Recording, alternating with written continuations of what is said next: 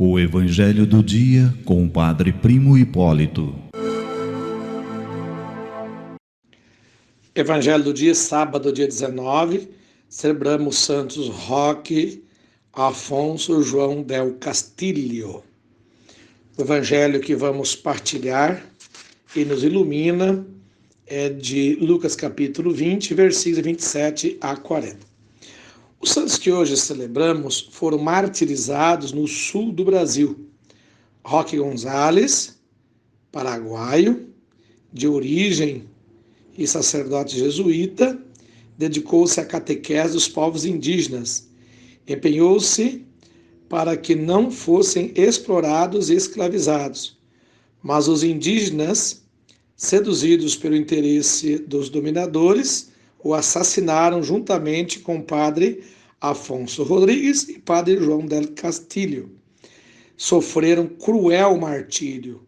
Beatificados pelo Papa Pio XI, foram canonizados por João Paulo II em Assunção, Paraguai, em 1988. Viu, minha gente? São santos aí pertinho de nós. Trabalharam no Brasil e são santos do Paraguai, né? 3 mártires, vocês vejam, né? Que coisa.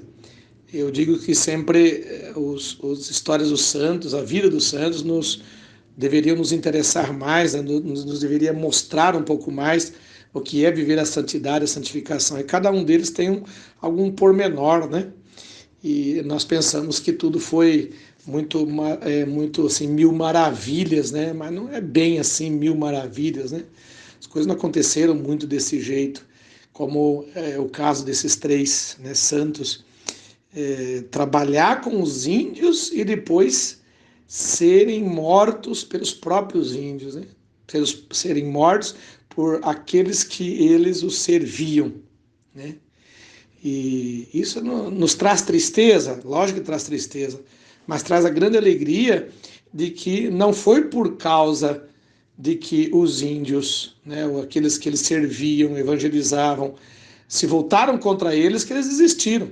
Ou seja, acabaram pagando com a própria morte o sangue do reino de Deus.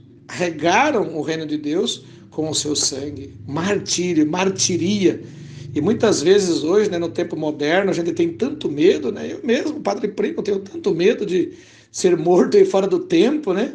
De enfrentar muitas vezes até o martírio do dia a dia, né? Ser falado, alguém falar mal, falar isso, falar aquilo. O próprio sofrimento hoje em dia, né, a gente percebe que é muito difícil a gente enfrentar. Na própria sociedade não é mais uma sociedade do sofrimento, tem que ser sempre da alegria, né? Pode ver nas propagandas, no dia a dia, na sociedade, é muito alegria, felicidade, né? Todas essas realidades aí que a gente pode perceber muito tranquilamente. E não é bem assim, né? A gente tem que experimentar também o reino de Deus a partir, muitas vezes, até da crueldade, como foi a questão do próprio Jesus, né? O evangelho de hoje é um diálogo entre os saduceus e Jesus a respeito da ressurreição, né?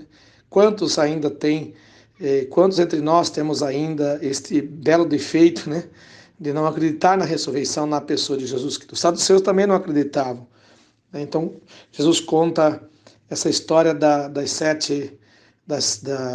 mulher que teve 7 maridos e ficou viúva dos 7, né?